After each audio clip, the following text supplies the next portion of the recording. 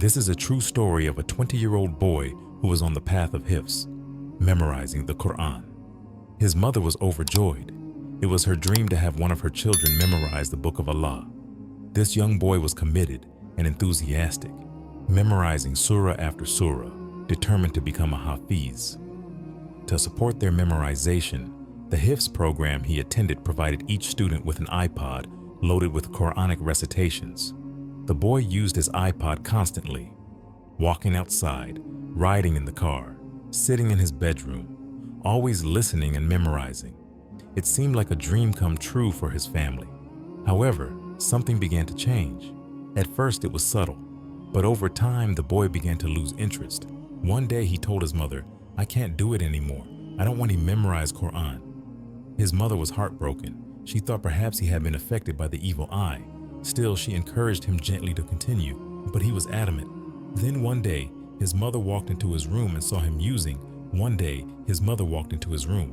He was using his iPod. His back was to her. When she looked closer, she realized, to her horror, that he was watching pornography. When she and her husband investigated, they discovered the unthinkable. Their son had been watching pornography daily for 2 years. Starting from the age of 10, he was completely addicted. This family's story is one of heartbreak, but also of perseverance. They didn't waste time blaming or punishing. Instead, they immediately sought help. They enrolled their son in therapy and searched for support within the Muslim community.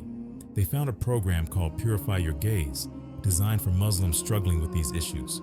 Unfortunately, at the time, the program only worked with adults, and their son was still just a child. Years passed, and the struggle continued. The boy battled feelings of despair. Many times he tried to quit, but fell back into it. This cycle of failure made him question whether Allah could ever forgive him. He became overwhelmed with hopelessness, but his parents did not give up. They kept him in therapy. They connected him with a sheikh who continually reminded him of Allah's infinite mercy. He taught the boy that falling into sin does not mean Allah has abandoned you. Sometimes Allah uses our struggles to humble us, to remind us that He is the master and we are the slaves, that our only way out is through sincere repentance and reliance on Him. Many people don't realize how dangerous early exposure is. Studies show that addiction often begins between the ages of 10 and 12. Scientific research, including brain scans, has proven that addiction can physically alter a child's brain structure.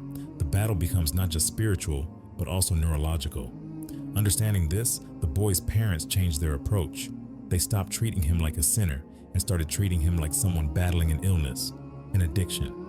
Today, they maintain an open and honest relationship with their son. Sometimes he comes to them proudly and says, "Mom, Dad, it's been a month.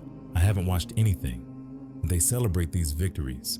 Other times he breaks down in tears, confessing that he slipped, and they respond with hugs, compassion, and hope, not anger. Recently, his mother shared a touching moment. After years of struggle, her husband, a man known for being strong and reserved, hugged his son tightly and just broke down, weeping uncontrollably. He cried and said, I'm so sorry this happened to you." It was a moment of immense pain, but also a moment of immense love. The mother reflected later and said, "We made a huge mistake. We broke the #1 rule, never allow internet-connected devices in the bedroom. If we had just kept the devices out of private spaces, this tragedy might have been avoided." Brothers and sisters, the lesson here is powerful. We cannot change how affordable and accessible technology has become, but we can, and must, control its access and eliminate secrecy. Lock up your homes, protect your children. Do not trust unsupervised access to the internet, no matter how innocent it seems.